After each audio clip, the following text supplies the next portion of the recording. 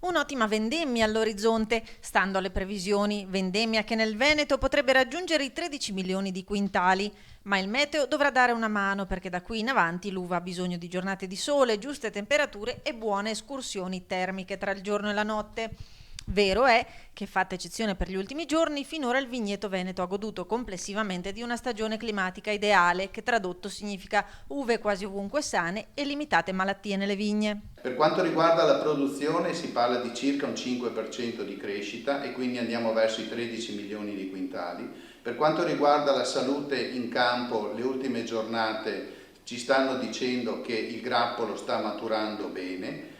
I tempi sono tornati verso una normalità, quindi si parla di una vendemmia che può partire tra la fine di agosto e gli inizi di settembre. La qualità del prodotto sembra molto interessante, in particolare per quanto riguarda gli spumanti. Una vendemmia che fa ben sperare, ha ricordato l'assessore all'agricoltura del Veneto in occasione del Focus Vendemmia 2020, anche se poi il vino va anche venduto e purtroppo la crisi per Covid-19 non ha certo aiutato quest'anno il comparto e l'intera filiera. Un'annata che si è distinta per la reazione strategica dei produttori nonostante le difficoltà riscontrate durante il lockdown, ma alle buone aspettative la Coldiretti segnala l'incognita della manodopera, bloccata nei paesi d'origine a causa dell'emergenza sanitaria. Mancherebbero all'appello 4.000 stagionali, per la maggior parte di nazionalità rumena, che nel terzo trimestre dell'anno registrano il picco degli ingressi in Veneto.